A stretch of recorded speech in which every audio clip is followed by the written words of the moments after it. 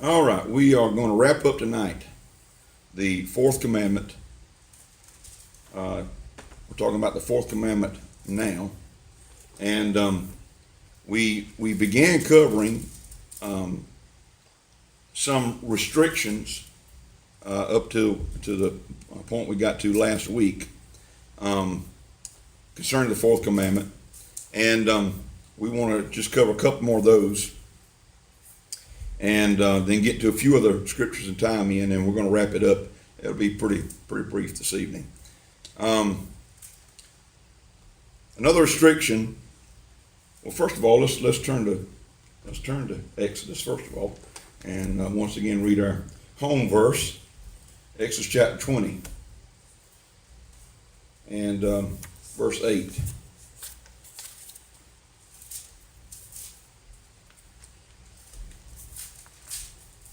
It says, "Remember the Sabbath day to keep it holy."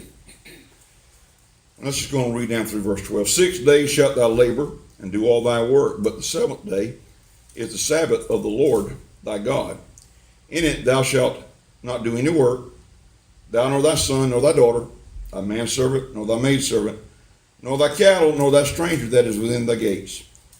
For in 6 days the Lord made heaven and earth, the sea, and all that in them is, and rested the seventh day.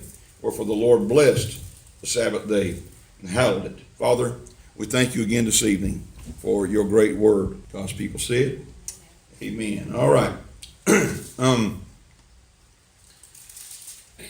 The restrictions of activities has changed under the fourth commandment because the Sabbath law that's connected to the old covenant was ended, and the limitations on Sabbath activities were also removed.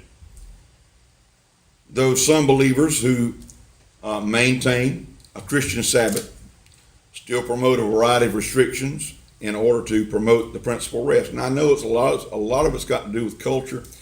You know, I had to, we use this phrase, when the ox is in the ditch.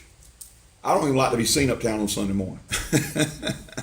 But I had to run uptown before church this morning, pick up a couple things, put some gas in Bonnie's car, things like that. And I still I'm not saying anybody right or wrong for doing it, but I still in myself, I feel funny about on Sunday morning before church going and buying stuff and doing business. But I understand sometimes, like I said, the ox in the ditch, and you got to take care of it. But there are still believers, New Testament believers, who still maintain a Christian Sabbath, and they still promote a variety of those restrictions to promote the principle of rest. And that principle is a good principle, and that's because that's what the Sabbath, of course, basically is for. We talked about the rest and the rest of God. We talked about all those things in previous sessions, so I won't belabor that point any. But the principle of rest. And but those restrictions from old covenant to new covenant have changed. We just need to be enlightened and to understand and be balanced in that. Because as we're going to see in just a moment, you still cannot negate God's people coming together. Then, of course, another change, the punishment for violating a commandment, or that commandment, has changed as well. Along with the end of Israel's theocratic government, and capital punishment for Sabbath violations is no longer enforced, and aren't you glad? There should be a number of people who are glad for that, in this country especially, because used to break the Sabbath, you incurred the death penalty. A few sessions back, we read where man was out gathering sticks for fire, and Moses had no choice. The man had to be stoned to death just for getting sticks for fire, but he was doing it on the Sabbath. He wasn't supposed to be doing it. He knew he wasn't supposed to be doing it.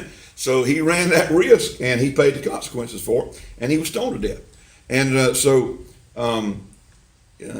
glad that the death penalty still is not incurred. I do believe, on the other hand, that there are some consequences that we reap by not taking advantage of a day of rest that God has provided for us.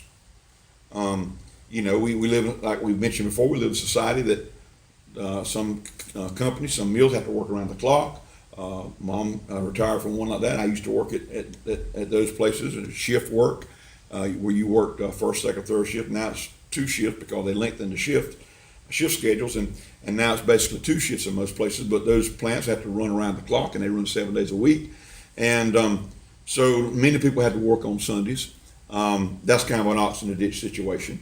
They're required by the place where they work. They know when they go to work there that that's going to be required of them. So they're in that situation. But I believe that we as a society, I believe we're reaping a lot of consequences by not recognizing the Sabbath or Sunday, the day of rest, or a day of rest out of the 7 days. I mentioned before, J.C. Penney always said that any man who had more business, who had so much business it took 7 days in the week to get it done, had more business than what God intended for him to have. Because while he was alive, J.C. Penney never opened on Sunday, as long as he was alive. It was after he died, of course. When the patriarchs like that die in certain companies, a lot of things change when the heirs take over. And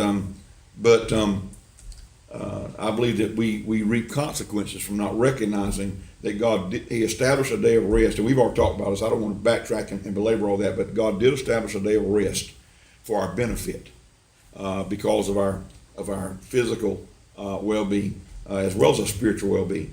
So I'm glad that the punishment, however, has changed. I'm glad that it's, they don't take you out and stone you and stuff if you do get caught buying groceries on Sunday. But anyway, so those are a few more things that have changed along from the Old and New Testament.